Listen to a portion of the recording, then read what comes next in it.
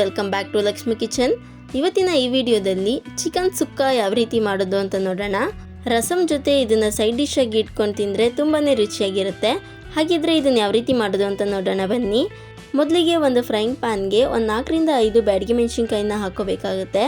ಹಾಗೆಯೇ ಇದ್ರ ಜೊತೆಗೆ ಒಂದು 3/4 ಟೀ ಸ್ಪೂನ್ ಆಗುವಷ್ಟು ಜೀರಿಗೆ ಹಾಕೋಬೇಕಾಗುತ್ತೆ. ಹಾಗೆಯೇ ಒಂದು 1/4 ಟೀ ಸ್ಪೂನ್ ಆಗುವಷ್ಟು ಕರಿಮೆಣಸು ಅಥವಾ ಕಾಳು ಮೆಣಸು ಅಂತ ಏನು ಕರಿತೀವೋ ಅದನ್ನು ಹಾಕಿ ಡ್ರೈ ರೋಸ್ಟ್ ಮಾಡ್ಕೋಬೇಕಾಗುತ್ತೆ.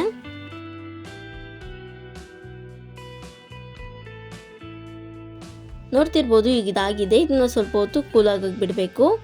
ಇದು ಸ್ವಲ್ಪ ಹೊತ್ತು ತಣ್ಣಗಾದ್ಮೇಲೆ ಮಿಕ್ಸರ್ ಜಾರ್ಗೆ ಹಾಕಿ ಸ್ವಲ್ಪ ಹೊತ್ತು ರುಬ್ಕೋಬೇಕಾಗುತ್ತೆ.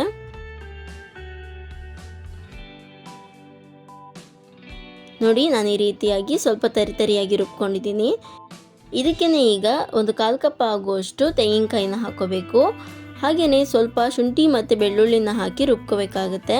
ನಾನು ಶುಂಠಿ ಬೆಳ್ಳುಳ್ಳಿ ಹಾಕಿರೋದು ಈ ವಿಡಿಯೋದಲ್ಲಿ ಸ್ಕಿಪ್ ಆಗಿದೆ. ನಂತರ ಒಂದು ಫ್ರೈಯಿಂಗ್ ಪ್ಯಾನ್ಗೆ 2ರಿಂದ 3 ಟೇಬಲ್ ಸ್ಪೂನ್ ಆಗುವಷ್ಟು ಎಣ್ಣೆನ ಹಾಕೋಬೇಕಾಗುತ್ತೆ.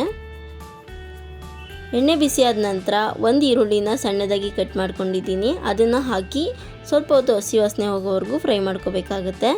ಇದ್ರ ಜೊತೆಗೇ ಒಂದು ಸ್ವಲ್ಪ ಕರಿಬೇವನ್ನ ಹಾಕಿ ಕೂಡ ಫ್ರೈ ಮಾಡ್ಕೋಬೇಕಾಗುತ್ತೆ. ಈರುಳ್ಳಿ ಸ್ವಲ್ಪ ಹೊತ್ತು ಬಣ್ಣ ಬದಲಾಗಬೇಕು, ಅಲ್ಲಿವರೆಗೂ ಫ್ರೈ ಮಾಡಿಕೊಂಡ್ರೆ ಸಾಕಾಗುತ್ತೆ. ನಂತರ ಒಂದು ಅರ್ಧ kg ಆಗುವಷ್ಟು ಚಿಕನ್ನ ತೊಗೊಂಡಿದ್ದೀನಿ. ಚಿಕನ್ಗೆ ಸ್ವಲ್ಪ 1/4 ಟೀ ಸ್ಪೂನ್ ಆಗುವಷ್ಟು ಅರಿಶಿನ ಪುಡಿ ಹಾಕಬೇಕು.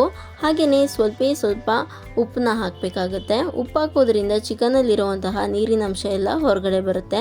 ಹಾಗಾಗಿ ಉಪ್ಪಾಕಿ ಬೇಯಿಸ್ಕೋಬೇಕಾಗುತ್ತೆ. ಇದು ಡ್ರೈ ಅಥವಾ ಗ್ರೇವಿ ಥರನೂ ಮಾಡ್ಕೋಬೋದು. ನಾನಿಲ್ಲಿ ನಿಮಗೆ ಡ್ರೈ ಮಾಡೋದನ್ನ ತೋರಿಸ್ಕೊಡ್ತಾ ಇದ್ದೀನಿ. ಡ್ರೈ ಆಗಿದ್ದರೆ ಸ್ವಲ್ಪ ಅನ್ನ ಸಾಂಬಾರು ಜೊತೆ ಎಲ್ಲ ಸೈಡ್ ಡಿಶ್ ಆಗಿ ಇಟ್ಕೊಂಡು ತಿನ್ಬೋದು.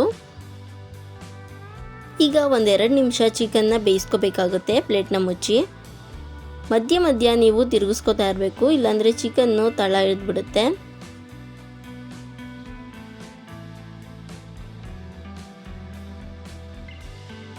ನೋಡ್ತಿರ್ಬೋದು, ಈಗ ಸ್ವಲ್ಪ ಚಿಕನ್ ಬೆಂದಿದೆ. ನಾವು ರುಬ್ಬಿಟ್ಕೊಂಡಿದ್ವಲ್ಲ ಆ ಮಸಾಲೆನ ಹಾಕೋಬೇಕಾಗುತ್ತೆ.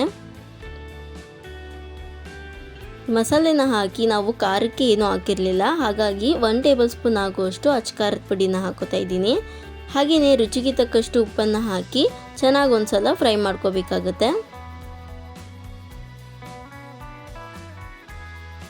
ನಾವು ಹಾಕಿರುವಂತಹ ಮಸಾಲೆ ಎಲ್ಲ ಚಿಕನ್ಗೆ ಚೆನ್ನಾಗಿ ಇರ್ಕೋಬೇಕು, ಅಲ್ಲಿವರೆಗೂ ಚೆನ್ನಾಗಿ ಮಿಕ್ಸ್ ಮಾಡ್ಕೋಬೇಕಾಗುತ್ತೆ. ಈ ಟೈಮಲ್ಲಿ ಸ್ವಲ್ಪ ಚಿಕನ್ ಸಾಫ್ಟ್ ಆಗೋದಕ್ಕೆ 2 ಟೇಬಲ್ ಸ್ಪೂನ್ ಆಗುವಷ್ಟು ಮೊಸರನ್ನ ಸೇರಿಸ್ಕೊಂಡು ಮಿಕ್ಸ್ ಮಾಡ್ಕೋತಾ ಇದ್ದೀನಿ.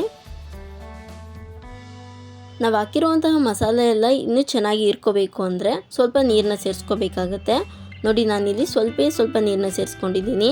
ಈ ಟೈಮಲ್ಲಿ ಬೇಕಿದ್ರೆ ನೀವು ಇನ್ನೂ ಸ್ವಲ್ಪ ಜಾಸ್ತಿ ನೀರನ್ನ ಸೇರಿಸ್ಕೊಂಡ್ರೆ ನಿಮಗೆ ಗ್ರೇವಿ ಟೈಪಲ್ಲಿ ಕೂಡ ಸಿಗುತ್ತೆ. ನಾನು ಸ್ವಲ್ಪ ನೀರನ್ನ ಹಾಕ್ಕೊಂಡಿದ್ದೀನಿ.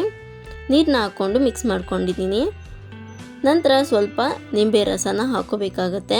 ನಿಂಬೆ ರಸ ಹಾಕ್ಕೊಂಡು ಕೊನೆಯಲ್ಲಿ ಸ್ವಲ್ಪ ಕೊತ್ತಂಬರಿ ಸೊಪ್ಪನ್ನ ಹಾಕಿ ಮಿಕ್ಸ್ ಮಾಡ್ಕೊಂಡ್ಬಿಟ್ರೆ ಚಿಕನ್ ಸುಕ್ಕ ರೆಡಿ ಆಗುತ್ತೆ.